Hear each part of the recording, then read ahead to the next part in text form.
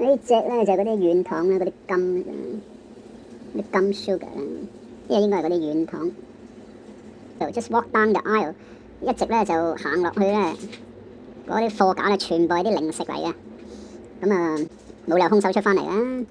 所以放學咧，你見到嗰啲學生妹就坐埋喺度咧，就我都唔知佢食乜，因為放咗學咧有啲肚餓就亂買嘢食啦，係嘛？其實我哋對啲小朋友咧，we know next to nothing about them。